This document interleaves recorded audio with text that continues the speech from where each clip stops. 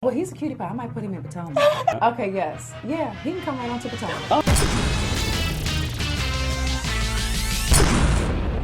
What's up, y'all? It's your boy Richie Scott, aka the Housewives Whisperer. What's up, Sky Squad? We back in the building.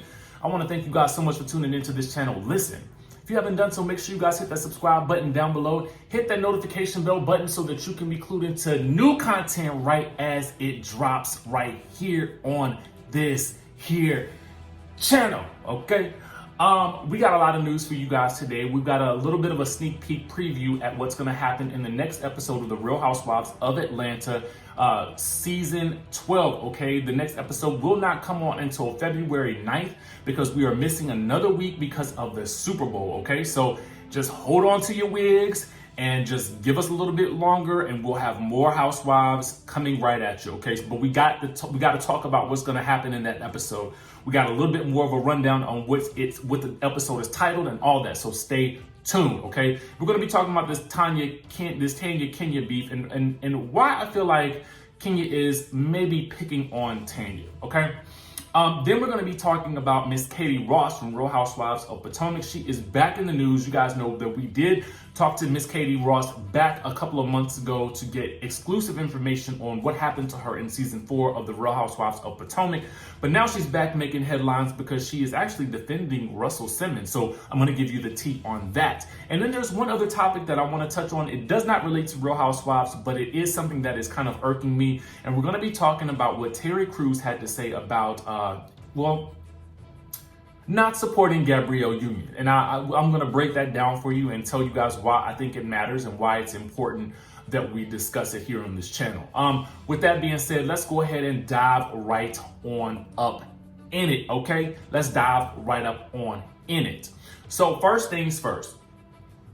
We got the sneak peek for the latest episode. Let me give you guys the title. Give me 1 second. Now, the title of the episode is Hot Tea with a Side of Cookies. So you know it's going to be some type of tea party or something like that going on with a side of the cookie lady, okay? The cookie lady being Miss Shane, I think her name is Shayna White. Anyway, I'm gonna put her picture up here right there so you guys can see it. We've talked about her quite a bit on this channel. Listen, I love when a newbie comes in and just causes a whole bunch of mess. Obviously, she's doing this for some type of promotion, and that she is getting. But what we're hearing is that we will have more of the Tanya Sam and Kenya Moore drama continued from the previous episode. Now, we all know that, Tanya learned that Kenya has been talking about her fiance, Paul Judge, cheating on her with the cookie lady.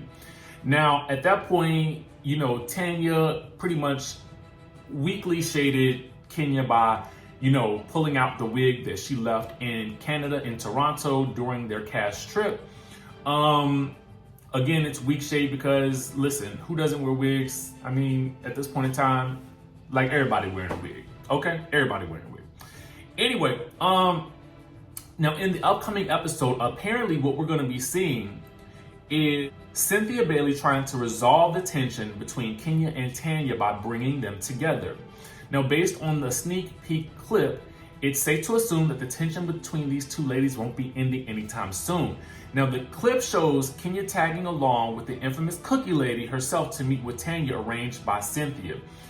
And in the scene, Kenya basically says, I like to look extra pretty when I'm about to read a beat, okay? And aside from the Tanya Kenya drama, apparently we're going to be seeing Cynthia questioning if her fiance, Mike Hill, is actually ready to settle down. We haven't seen what led to that or what led to her asking him that, but that's what's going to be happening. Now, what I want to say about this situation is that I feel like, I'm not going to call it, I feel like Tanya is an easy target for Kenya to pick on. And this is just my opinion.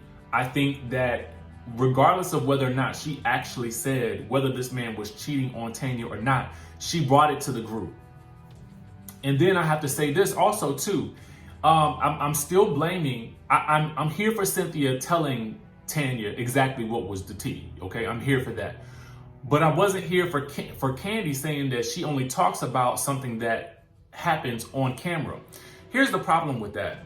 Kandi. At that point in time, when Kenya brought it up, you knew she was bringing it up on camera, okay? But at that point in time, you were also talking about it in your interview on camera. So if you wanted to say you only talk about things that happen off camera, then you needed to leave that off camera in your confessionals, and you needed to act like you didn't even know what was going on. Okay, if you really wanted to sell that idea that you only talk about what happens on camera, you have to actually leave it off camera, even in your confessionals. Okay, let's call a thing, people. Let's call a thing. Now, personally, I think that Kenya is picking on Tanya because Tanya is the new girl and she is not necessarily, going to really do much, in the way of coming at Kenya. So I feel like it's kind of like Kenya just basically kind of picking on a new girl. But y'all let me know what y'all think down in the comment section below. I don't dislike Kenya at all. I love Kenya. I think she's great for the show, but I'm just telling you what I see. Argue if you want, okay? Argue if you want, all right? So let's get into this whole Katie Rost situation because that's interesting to me. Now, I'm going to go ahead and read you guys the story because I want you guys to get everything in its entirety. Sometimes I try to paraphrase things, but I want to give it to you guys direct because it's a very interesting thing and I want to get you guys' opinion on it. So get ready for the comments down below, okay? So with the upcoming release of the documentary titled On the Record, a film that showcases accusers claiming to have been I won't say the words, but you guys know what I mean, by Russell Simmons, his ex-girlfriend Katie Rost is standing up for him. Now, speaking with Page 6, she said this: I did want to offer a different point of view because sometimes I think it's a pile-on. Now, what you guys may not know is that Katie Rost actually dated Russell Simmons for a time. So that's what we're going to be getting into.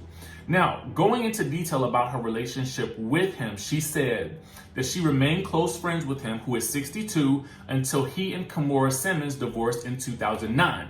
Then it was after the two separated that they became romantically involved. So after him and Kimora separated, then Katie and Russell became involved, all right? She met him in 2002 due to Kimora hiring her to model for Baby Fat.